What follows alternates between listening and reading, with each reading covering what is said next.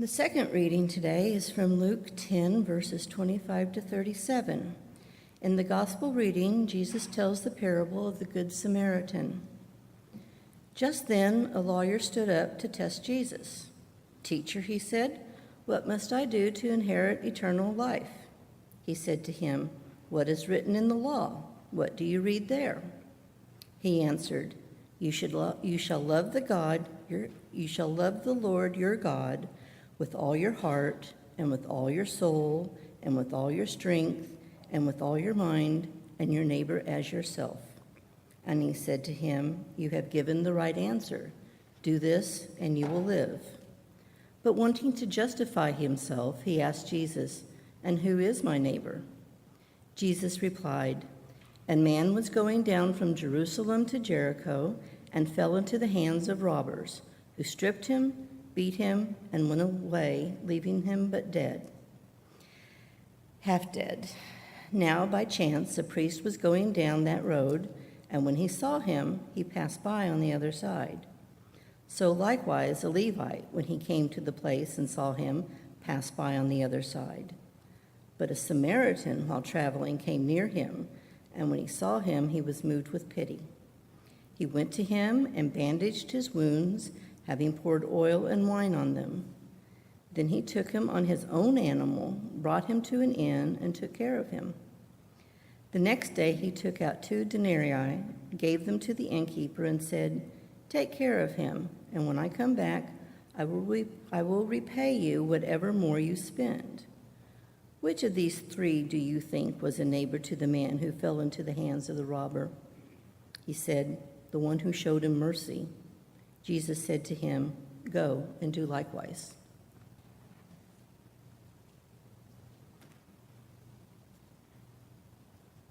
I'm sure you have seen them, those do-gooders who are always helping people and sometimes make us feel like we never do enough. We have a name for those people. We call them Good Samaritans, because everyone understands what that means. Even most folks who have no connection to a church at all know something of that story. It starts here in the 10th chapter of Luke with a question from a lawyer. "Jesus, what must I do to inherit eternal life?" To which Jesus responds with the 2 greatest commandments: love God and love your neighbor. And a follow-up question, perhaps as an afterthought: who is my neighbor? And Jesus tells this parable of the Good Samaritan. But he was responding to more than just that question from the lawyer. Remember in the last chapter, as we talked about last week, after a Samaritan village had refused to welcome Jesus, James and John wanted to call down fire from heaven and destroy the village. Jesus rebuked them. But I think as they traveled on, it still must have been on his mind. So I think this parable is intended for those disciples as well. Now, it is well known that there were bitter tensions between Jews and Samaritans, who had opposed rebuilding the temple in Jerusalem and built their own place of worship on Mount Gerizim. So for Jesus to tell this story in which the Samaritan, rather than the priest or the Levite, proved to be the best neighbor was shocking. In Jesus' story, an unidentified man traveling on the dangerous road from Jerusalem down to Jericho was robbed and left half dead. And a priest and a Levite both crossed the road to avoid him. But he was helped by a Samaritan. And the real zinger of this story is that Jesus encourages his listeners to be like the Samaritan, someone who was not like them. Now, I don't know how many of you have State Farm insurance. No commercials here, but we do, and we like the good neighbor slogan that State Farm has. Here in Springfield and here at the church, we come in contact with people every week who are not like us. Some of them are homeless. Others are from a different socioeconomic class. Some are a different color. Others a different gender or a different sexual orientation. But they are all beloved children of God, and they are all our neighbors. It's really what our welcoming process is about, learning to love all our neighbors as ourselves.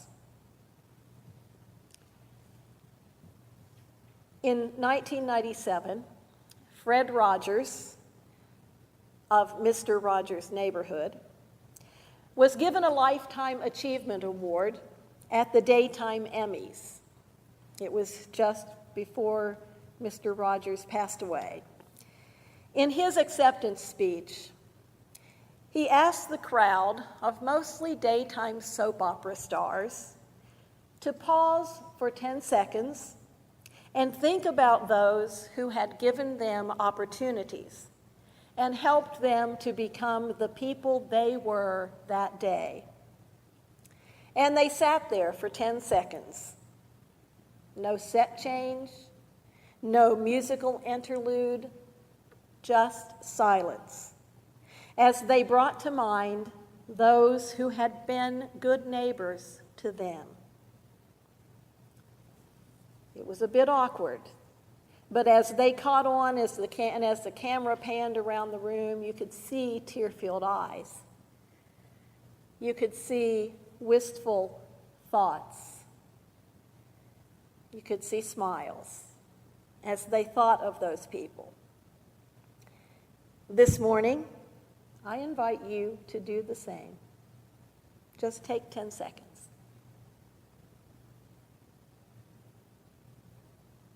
And as Jesus said, go and do likewise. Amen. This morning, we are grateful to have with us in worship our Mayor Bob Stevens and his wife Cindy, our city manager Greg Burris, and our director of public information and civic engagement Cora Scott, who have come to share with us the city's presentation on poverty in Springfield, and to talk about how we as a congregation can help lift our neighbors out of poverty. Greg.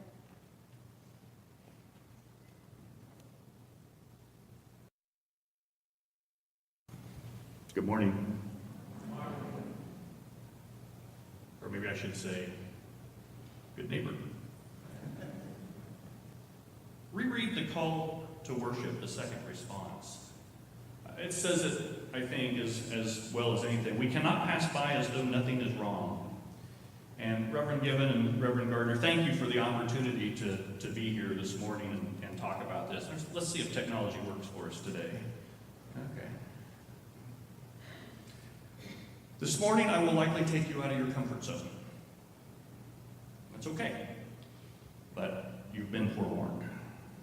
I've been asked to keep this to an hour. I'm with the government. This is a map of Springfield.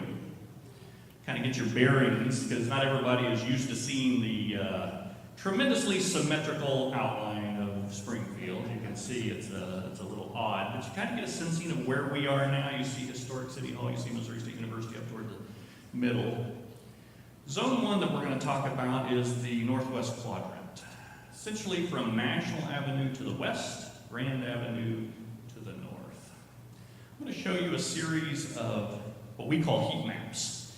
These are maps that show actual data. It's from 2014. I can assure you the 2015 data has not changed these maps much at all.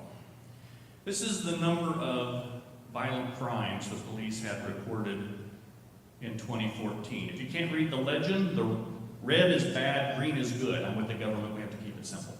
So red is 128 to 191 violent crimes in that particular neighborhood. That happens to be the West Central neighborhood that's red. You see a lot of orange, you see a lot of yellow. Property crimes. And also, let me know when you start to notice a trend. Fire calls. The red is 570 to 1,140 fire calls in a year. Sometimes those are fire, sometimes those are medical calls. Median household income. Unemployment. Starting to see a trend? Educational attainment. Low birth weight babies. Can you tell where the hospitals are? Teen birth rate. Mothers on Medicaid. Food access. This requires a little bit of explanation. The white dots are where there is access to fresh food. It's not necessarily a come and go and you can get ho-hos like I eat, it's fresh food. The green is a half-mile walking distance from that white dot, which we think is a reasonable amount of walking distance. The red is what we call the food desert. Low income combined with no easy access to fresh food. So we have a food desert. Play spaces. And if you're familiar with the childhood obesity rates, you know why that's important. Owner occupancy of homes. The occupancy rate in the red is 34 to 43%. That means 2/3 of the homes are rentals in the red areas. Foreclosures. Service requests. Presidential election voter turnout. What's that say about hope? And there's the trend. We're going in the wrong direction. 2004, 2008, 2012. That's not a good trend. Student mobility. That doesn't mean every child in that classroom is moving, but what it means is that particular seat might turn over 5 times in the year. Imagine being a teacher in that classroom. Free and reduced lunch trend. If you remember nothing else I say today, and you may not, look at that. And here's the trend. That's how we're trending. 1 in 4 of our children under the age of 6 is living in poverty. 47% of Americans can't pay for an unexpected $400 expense through savings or credit cards without selling something or borrowing money. That's not just Springfield, that's nationwide. So, just for 10 seconds, you're the city manager. What are you going to do about it? I won't make you wait 10 seconds because that's an eternity. Stop and thinking about that. And how do you get people to care? And this may be our largest challenge, any community's largest challenge. I guarantee you that there's a whole bunch of us that can avoid dealing with poverty in our daily lives. But maybe that's not the thing to do. There is a lot of great work in our community. This church does a lot of great work. A lot of the faith community does great work. We have nonprofits, we have education institutions, hospitals, everybody doing a lot of great work in our community. And we need to celebrate it. It's been going on for years. But we've seen the trends too. And so we know that we have to try something different. So we go to Paul Simon, who says we have to make a new plan, Stan. H.L. Mencken says, for every complex problem, there's an answer that is clear, simple, and wrong. And we've all heard the explanations, right? If those people just go out and get a job, if they weren't so lazy, if they didn't use all their food stamp money to buy lobster, we've heard all that. It's not true. A lot of them have jobs. A lot of them have 2 jobs. No medical coverage. We have one of the lowest unemployment rates in the state. And we have one of the highest poverty rates in the state. So it's not a matter of people being lazy and not going out and getting a job. They've got a job. Sometimes 2. So here are my 5 observations. After working on this now for a little over a year, this is complicated.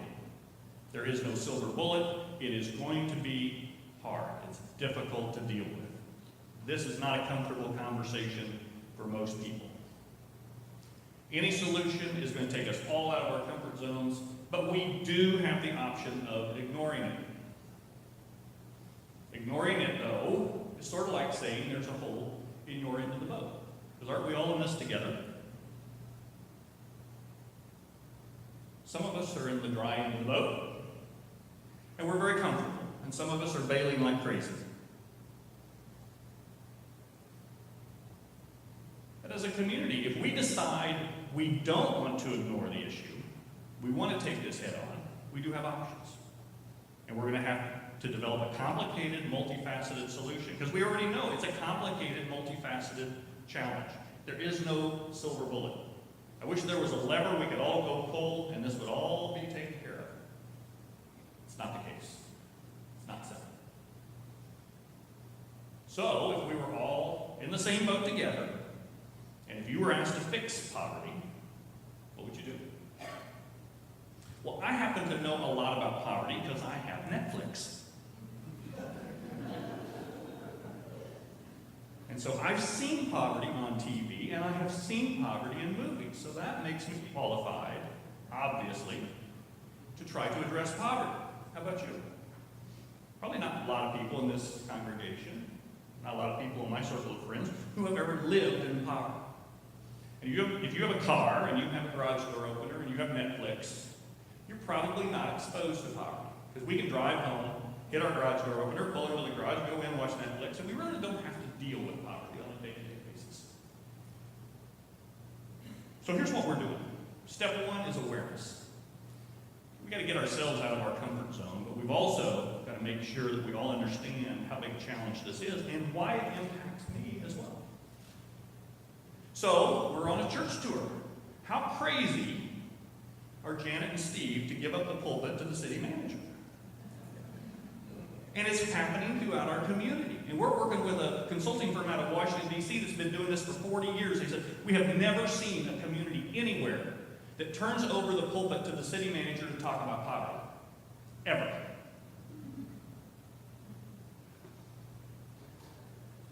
It's different here. If you've never gone through OCAC's poverty simulation, it's 2 hours that will change your life. You will start to look at everything through a different lens. It takes you out of your comfort zone. And it's a simulation where suddenly you're thrust into poverty for 2 hours. I guarantee you will come out of that simulation looking at life completely differently. Here's our statistics. 20% of Greene County residents live in poverty, 26% within Springfield. 1 in 4 of our neighbors within the city limits. Here's our trend line. We're using county numbers here because they're easier to obtain for this particular graph. But you can see we've gone from 15% to 20%, and if you look at the red dotted line, that's where we're headed. And there's a lot of great work going on in our community to address poverty, and we're primarily addressing the symptoms of poverty, right? You can't turn your back on the symptoms of poverty. People need to be fed. They need housing. They need clothes. So what the Impacting Poverty Commission is doing is trying to reverse that trend. So it's not just a matter of stopping it from increasing, but actually trying to start the reduction. That green dotted line is our goal. And that, folks, is a very aggressive goal. Second, recruit smart people to address the problems. We did that. We put together this amazing poverty commission, a diverse group of people with diverse perspectives. The conversations were not always easy. And they came up with a call to action report. If you have not seen it, it's available on the website at impactingpoverty.org. I would encourage you to go just take a look at it. And our third step is a four-pronged attack: the Northwest Project, the Zone Blitz, the Impacting Poverty Commission implementation, and the Convoy of Hope event. The Northwest Project, if you're not familiar with it, Community Foundation of the Ozarks has raised $1.3 million to raise 200 families out of poverty over the next 5 years. That's amazing. That's all private money that's been raised to raise 200 families out of poverty. That's a pilot project. So, the Community Listen, which started the Zone Blitz, was in May of last year. We went into 9 neighborhoods in northwest Springfield, and we did the most dangerous thing you can do as a government. We had open mic night. And we turned over the microphone to the residents and said, what would you most like to do to change your living situation, your quality of life, your living conditions? And we wrote everything down, and we let them vote at the end of the night. And there was a lot of consistency as to what they said across those 9 neighborhoods. We now have 180 partners who have signed up. The most amazing thing about this is not one of those partners knows yet what we're going to ask them to do. Churches, businesses, bakeries, dry cleaners, doesn't matter. They've all signed up and said, we've seen the heat maps, we know something's got to change, we want to be part of the change. 180. We broke up into teams. Those are the teams. Based on what they told us in the Community Listen, these were the top issues that they wanted to address. So we have a group of people addressing each one of these. And there's the list of partners. I'd like to read that list to you. But isn't that amazing? That many organizations, and some of those are small organizations like Mercy Hospital, Cox Health, MSU, Drury, Evangel, that have all signed up and said, we want to be part of the solution. We don't know yet what you're going to ask us to do, but we're offering to help. And isn't that what Springfield's about? The Impacting Poverty Commission put out their report, and in it is a call to action. There is an amazing amount of overlap between these things that gives us some level of confidence that we are addressing the right things, because it all came from different perspectives and we all coalesced around the same things that need to be done. Here were the things that came out of the Poverty Commission. Those are probably look pretty similar to what you saw from the Zone Blitz list of topics. So we have a high degree of confidence that these are the things that need to be addressed. And we're doing something that, as far as we know, local government has never done, at least not in Springfield, is we're reaching out to the faith community and saying, we need your help. We can't do this alone. This has got to be all of us working together. These were the things that we're asking the faith community to focus on. Some of those things are already being addressed by the faith community. Some are relatively new.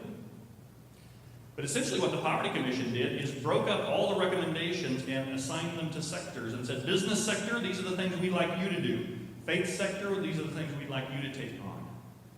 Hospitals, here's what we'd like you to take on. Education institutions, this is your responsibility. And if we can all move the needle in those, even just a little bit, we can make a difference in our community. The key here is moving upstream. We are really good at addressing the symptoms of poverty. And that's important. People need to be fed, clothed, housed. But we've seen the trends. We know which direction that's moving. So can we keep up with those trends?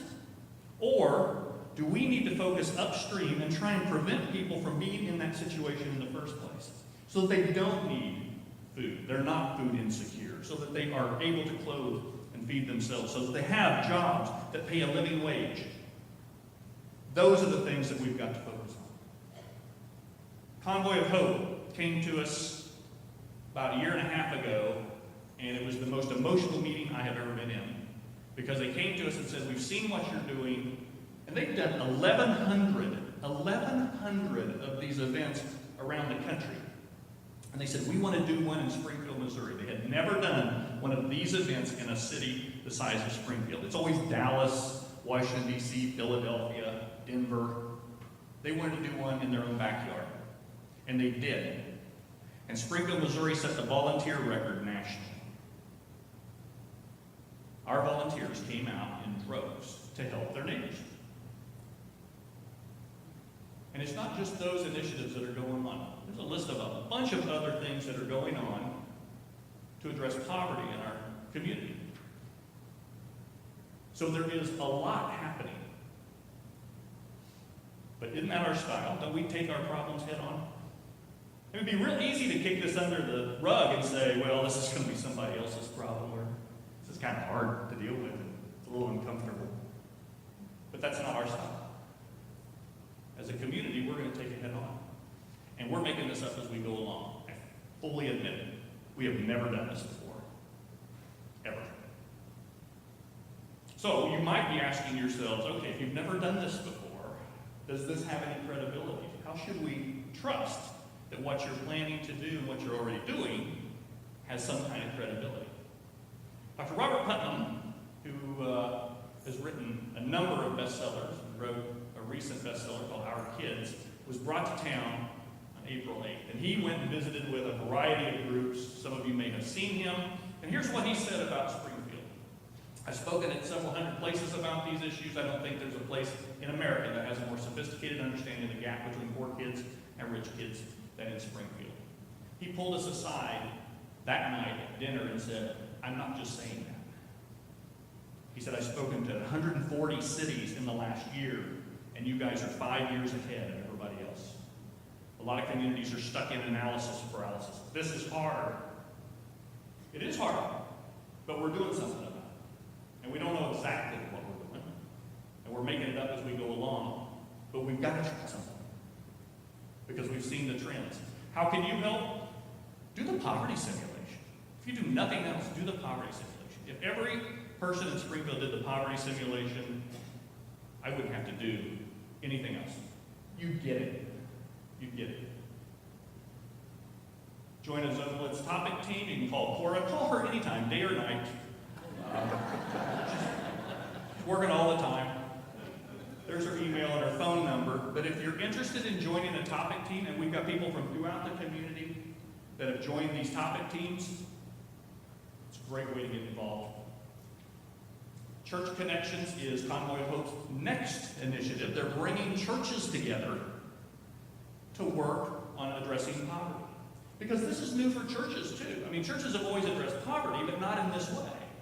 And so Convoy of Hope is bringing churches together with something called Church Connections to do that. Does it still seem as overwhelming? Or do you have some level of confidence that something's happening in your community? This only works as a barn raiser. It's the only way this works. We can't leave it to government. The old government vending machine model where you say, well, I put my money into the vending machine, I made my selection, I pulled the lever, I paid my taxes, you take care of poverty. That's not gonna happen. This has got to be a barn raising. We've all got to be in this together. Thank you for the opportunity to be here. Thank you, Reverend Gibbon, Reverend Gardner, we appreciate the time. And thank you for your interest in this topic.